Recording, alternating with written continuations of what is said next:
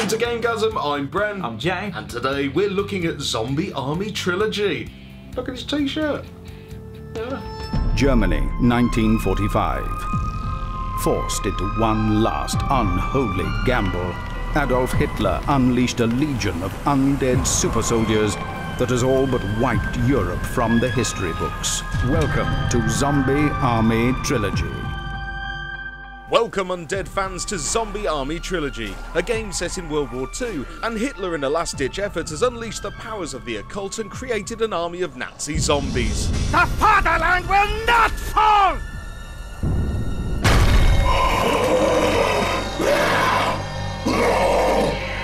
Settle in, because what we have here is a beautiful zombie game that is very well crafted and fun. So, what's the gameplay like? Well, you get to pick from 8 different characters, load up with some authentic period weaponry, then head out into Germany and take on the hordes. There's 3 episodes to choose from. Each episode has 5 missions that last around 50 minutes depending on your playstyle. The gunplay is marvellous, and it should be, as Zombie Army Trilogy is basically a Sniper Elite V2 mod.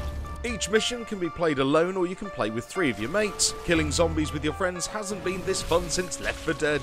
You can set the difficulty level and enemy setup as well, so theoretically you could play through it solo with the enemy set up for 4 players, which of course is insane. Each of your characters can carry 3 weapons. Your main ranged weapon, a sub-weapon like a shotgun, and a sidearm. Using your rifle to pick off distant foes and then switch into your shotgun for when they get in close is all part of the weapon management, right down to the last stand with a few rounds left in your pistol. The levels are set out in a linear fashion where you follow a marker from A to B, killing as you go. Occasionally though, you'll have to defend an area, or clear it of all enemies. To aid you with this, you can set up traps like mines and tripwire bombs to thin out the enemy numbers, and these are vital when playing on the harder settings. Aside from the standard Nazi deadheads, you'll see skeletons and other bigger buggers you have to deal with. This big un here, who I've decided to affectionately call Hair Shit, is a beastly zombie that carries a machine gun and takes more than a fair few shots to the head to kill. Also, on the harder settings, you will have to account for gravity, distance, wind, and even your heart rate will affect your shot. But if you get good at it, then you'll be unstoppable. And of course, there is the iconic X-ray bullet cam. This cam shows you cool cinematic slow-mo shots of your bullets tearing through the shambling Nazis in full HD glory. Also hidden about the levels are 5 gold bars and 4 blood bottles. Some of them are out in the open and easy to spot, but most of them are pretty well hidden. So aside from all the death, there's a nice reason to go back through each mission hunting for all the collectibles. As well as the main missions, you can enjoy a good old game of Horde on 5 different maps, where you'll have to hold your ground against increasingly difficult waves of enemies. Great fun on your own, but much better when played with friends online. Overall, if you're looking for a romp through some zombie-infested locations and enjoy at least 15 hours of campaign, then look no further. This really is the best zombie experience to be had right now on consoles, giving this a GameGazm 10. No shitty DLC schemes, not one microtransaction in sight, no game-breaking glitches, and no need for a Kachungabyte Day 1 patch. So much fun to be had with this title, and trust me, that bullet cam never gets old. Awesome work, Rebellion. Well done.